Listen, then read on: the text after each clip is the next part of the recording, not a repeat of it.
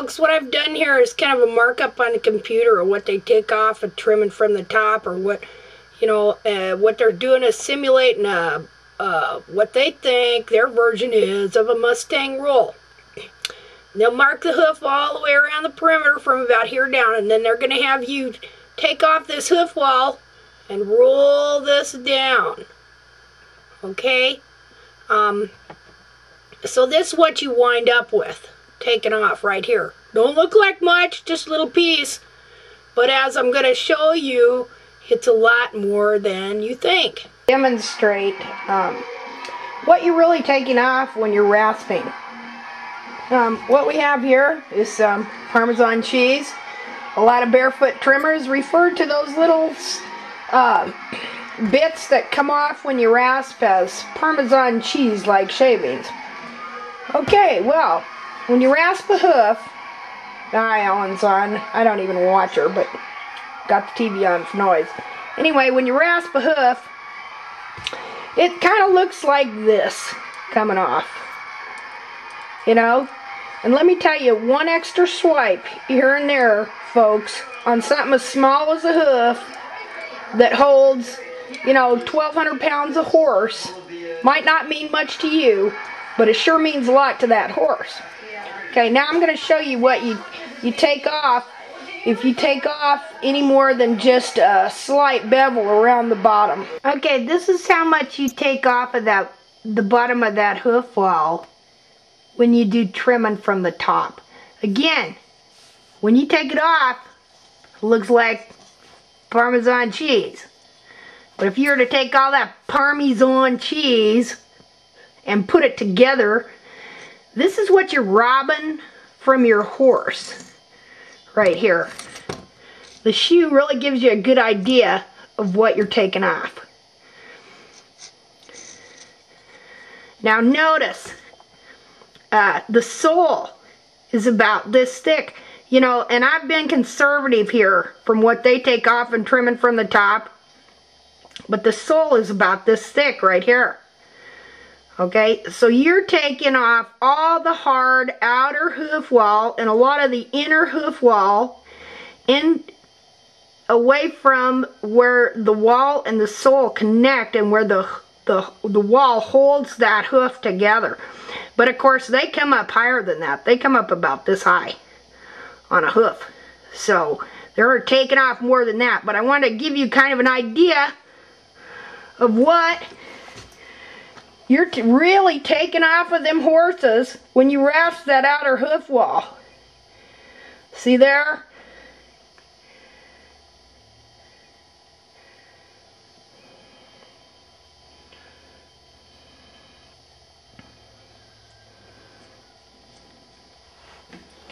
Okay, now I'm going to do a little deal of what I take off when I rasp the hoof wall.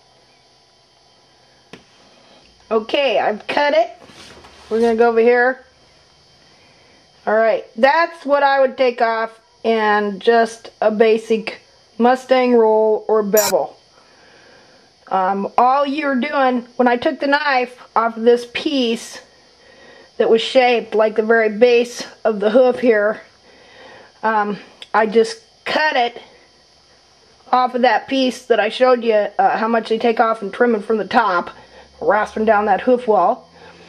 I cut it at the same angle that I would take a rasp and do a bevel. Okay, real quick here, I'm going to show you about beveling this hoof. Let him wear his own roll on the bottom. Again, we're not going with the wall like this. We're not touching this upper wall. We're coming down here. We're just relieving the outer wall at the very posterior there. So now here I have two pieces to show you the difference here. The piece that I have left is bigger than your standard size pencil. The piece that I take off is about the same size as your standard size pencil. And folks, it usually ain't any higher than your standard size pencil. All you're doing is relieving the very bottom portion and exterior of the hard outer wall.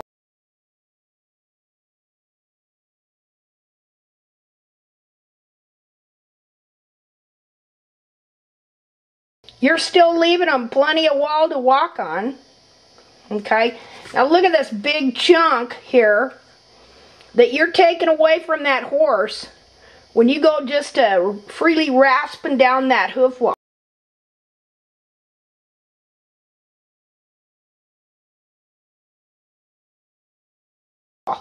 Now you could say that this part here was the hard outer exterior. What happens is you're left with soft hoof wall.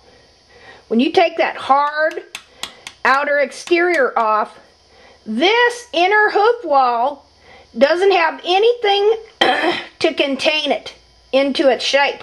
So what happens in a very short period of time, and you'll find they say this on Trimming from the Top too on the instructions on ironfreehoof.com, where they teach you about how to trim from the top and how to butcher your horse's hooves. You'll find out that Page Pa says that the Mustang roll bulges really quickly. It's like overnight, and that you have to renew it constantly. This is what you're taking off that you don't need to be taking off. This little amount here, a little bevel around the hoof, is what you should be taking off. Okay, when you end, you know, all in all, if the hoof is long, grown down past the sole, you might wind up taking more than that. But the thing is, once you get level with the sole, okay, your hoof wall is level with the sole down here, you're going to wind up with a bevel that is no more than about that. About a pencil width. See right there? Okay, and what people have been doing in doing that trim from the top is, like I say, rolling and rasping the hoof wall down from 1/4 to 1/3 to 1/2 of the width. People, if you just start relieving that bottom part of the hoof wall with the Mustang roller bevel, you have flares, okay, if you just maintain that bevel and don't let it grow out, the flare will grow out of the hoof. You don't have to compromise the hoof wall by rasping down the hoof wall. You know, and people don't understand that. And when you take off this much extra hoof wall, hard and soft exterior hoof wall, you get what's called a bell flare, which just means that this soft hoof wall that you've left the horse very little to stand on, by the way, just from the weight of the horse goes just splooges out, and you get what you call a bell flare, which is different than a regular flare. A regular flare grows to where the hoof wall grows past the sole, and as the horse is breaking over, it catches, and it eventually kind of tears and stretches the hoof wall away from the bone. Okay, so I hope that gives you an idea of what you're taking off when you're doing all that rasping. Okay.